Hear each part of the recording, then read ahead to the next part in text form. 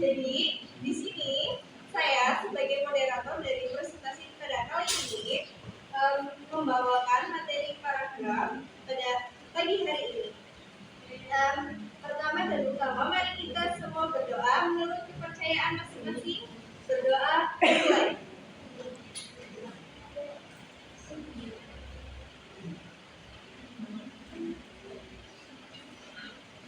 Berdoa selesai. Terima kasih kepada teman-teman yang sudah hadir pada kali ini. Yang kami hormati Dr. Randa Putri Nurharida, MSI, selaku dosen pengampu pada mata kuliah Bahasa Indonesia pada kali ini dan tidak berkenan hadir.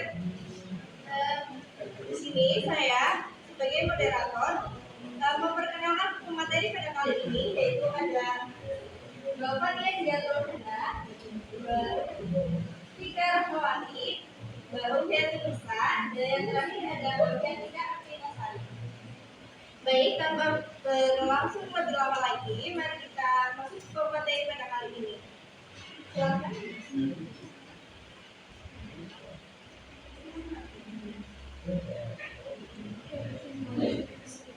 Ya, pada hari ini kita akan membahas mengenai paragraf. Paragraf sendiri itu apa sih? Ada yang tahu, teman-teman? Harusnya di SD udah diajarkan ya. Tapi kita ulang lagi. Jadi paragraf adalah kumpulan dari beberapa kalimat yang saling berhubungan dan membahas satu gagasan pokok atau gagasan utama atau ide utama secara padu, utuh serta mengandung kalimat utama dan beberapa kalimat penjelas yang berfungsi untuk menjelaskan gagasan utama atau gagasan pokok atau ide utama tersebut. Jadi paragraf itu ya intinya sebuah kalimat untuk menjelaskan satu ide pokok, kumpulan beberapa kalimat untuk menjelaskan satu ide pokok. Menurut Tarigan tahun 2008, paragraf adalah seperaman kalimat yang berkaitan erat dan membentuk satu kesatuan pikiran. Sedangkan menurut Kraft 2004, paragraf merupakan bagian karangan yang mengandung satu ide pokok yang dikembangkan. Jadi paragraf itu kita punya ide pokok nih, misal ide pokoknya bencana alam akhir ini, yang akhir-akhir ini terjadi. Dan nanti kalimat-kalimat di bawahnya itu adalah sebagai penjelasan dari ide pokok yang kita sebutkan.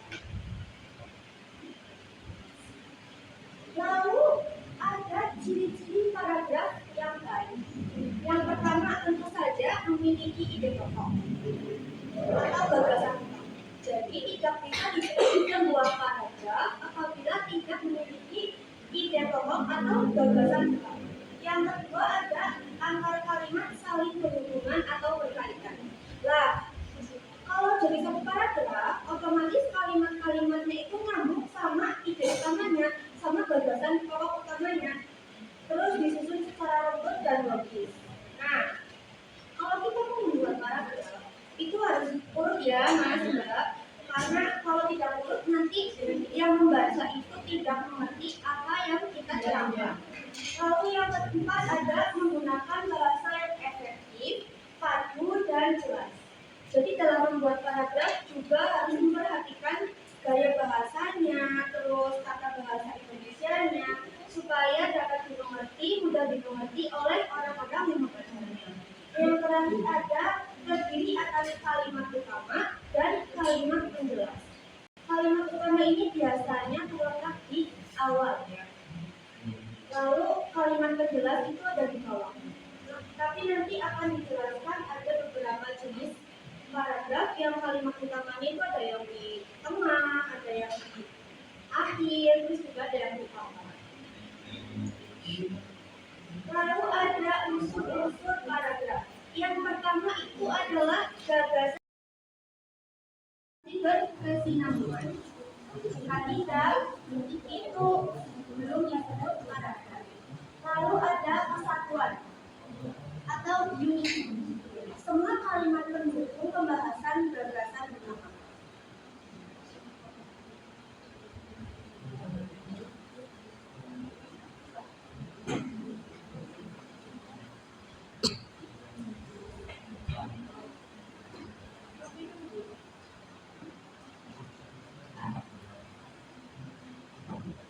sebelumnya ada letak kalimat utama. Nah, letak kalimat utama itu nggak selalu ada di awal paragraf. Nah, ada empat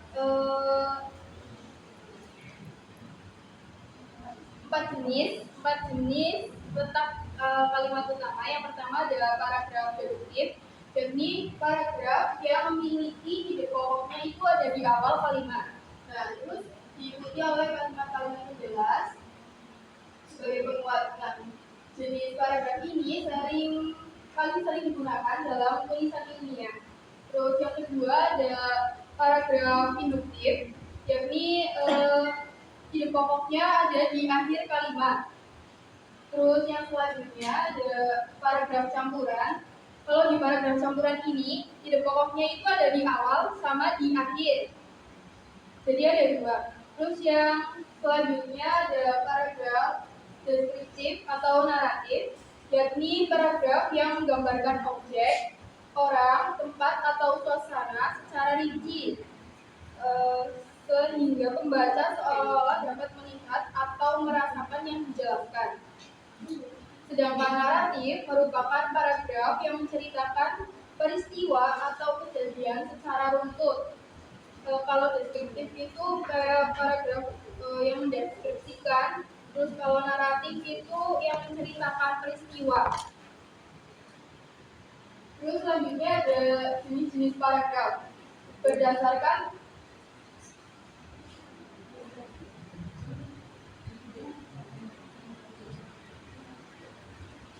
jenis-jenis paragraf berdasarkan tujuannya dibagi menjadi 5, yakni paragraf narasi, paragraf deskripsi, paragraf eksposisi, paragraf argumentasi, dan paragraf persuasi. Kalau narasi ini biasanya bertujuan untuk menceritakan suatu peristiwa. Kalau deskripsi itu menggambarkan objek secara rinci atau mendeskripsikan sesuatu. Kalau paragraf eksposisi biasanya berisi informasi. Terus kalau paragraf argumentasi itu biasanya menyampaikan pendapat atau argumen disertai dengan alasan-alasannya. Yang terakhir ada paragraf persuasi yang bertujuan untuk memengaruhi pembaca, misalkan ajakan atau larangan. Cara paragraf yang baik terlanjur ya teman-teman. Kalau cara paragraf yang baik itu harus memenuhi 4 syarat. Yang pertama itu ada kesatuan atau unity. Kesatuan atau unity itu semua kalimat dalam paragraf itu harus membahas satu gagasan utama dan tidak menyimpang dari topik. Selanjutnya yang kedua ada kepaduan atau koherensi. Artinya itu antar kalimat harus saling berhubungan secara logis sehingga sebuah paragraf itu mudah dipahami. Selanjutnya yang ketiga ada kelengkapan atau komplementis. Itu artinya paragraf itu harus memiliki kalimat utama dan juga kalimat penjelas yang cukup untuk mendukung gagasan utama. Selanjutnya yang keempat ada keterpaduan struktur. Susunan paragraf itu harus teratur dan juga sistematis agar kalimat utama itu bisa jelas. Selanjutnya itu ada kesalahan umum dalam penulisan paragraf. Yang pertama, lebih dari satu gagasan utama.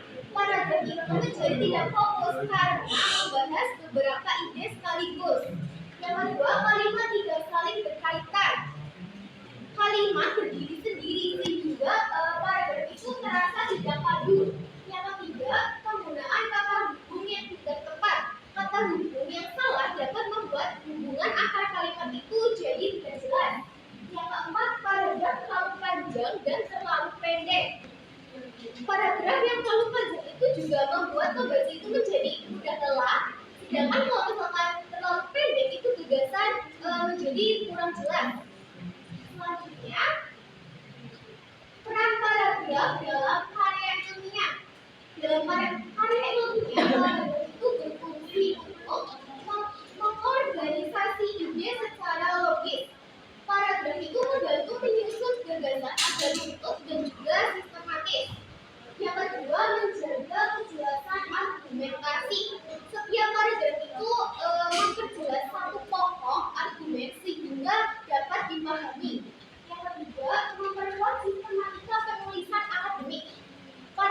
yang baik dalam ilmiah itu jadi lebih rapi, terstruktur, dan sesuai dengan kaidah akademik.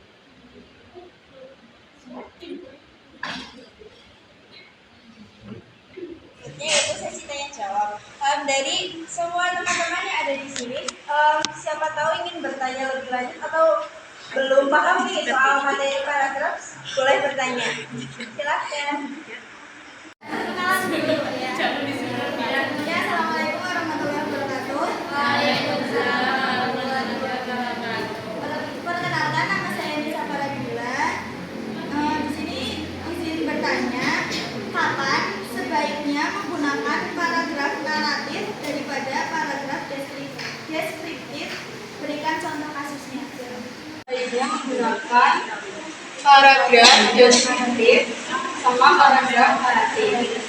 Nah, kalau paragraf deskriptif ini kan menggambarkan objek, orang, tempat atau suasana. Jadi kalau paragraf deskriptif ini itu kita gunakan saat ingin melukiskan suatu objek, tempat atau suasana. Misalnya wajahnya yang cantik atau rupawan, bajunya putih, berarti kan itu mendeskripsikan wajah seseorang, bisa jadi ya secara lebih detail. Ya, menggambarkan.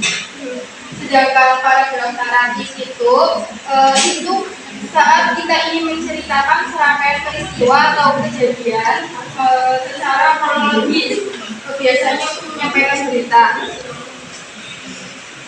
Terus perbedaan yang mencolok itu biasanya kalau deskripsi itu fokus pada satu momen atau satu objek yang akan dideskripsikan secara detail. Sedangkan kalau naratif itu fokusnya pada serangkaian kejadian, kayak misal ada banjir, nah kita menceritakan rangkaian bisa terjadinya banjir itu bagaimana, kayak gitu. Iya. Kasus yang deskriptif itu apa aja? Biasanya. Kalau deskriptif itu seperti tadi, misal kita mau menggambarkan seseorang itu, misal dia wajahnya cantik, putih, atau enggak mungkin kulitnya sawo mata, seperti itu. Kalau misalnya naratif itu harus didasarkan oleh keterangan waktu, gitu Mbak. Perkenalkan, nama saya Dodi Saputra dari PGSB kelas SDA. Mau bertanya nih, paragraf sama alinea itu sama apa tidak? Paragraf dan alinea itu sama atau tidak? Oke, terima kasih Mas Dodi. Jawabannya itu sama, cuma berbeda istilah saja. Jadi pada bahasa alinea itu sinonim. Kalau misalkan alinea itu istilah lama, tapi kalau misalkan paragraf itu istilah yang baru saat ini. Paham? Jadi sama, pada bahasa alinea itu sama. Sama pengertian juga. Ya. Sudah puas? Sudah puas? Untuk diskusi pada tadi itu adalah koherensi untuk menjaga paragraf agar tetap berkesinambungan. Paragraf adalah sebutan untuk sekarang dan alinea itu sebutan yang dulu dan memiliki makna yang sama. Dan paragraf deskriptif fokus untuk menggambarkan suatu objek, sedangkan paragraf naratif untuk menceritakan suatu peristiwa secara global. Setelah sudah dibacakan kesimpulan dan juga pemateri pada pagi hari ini,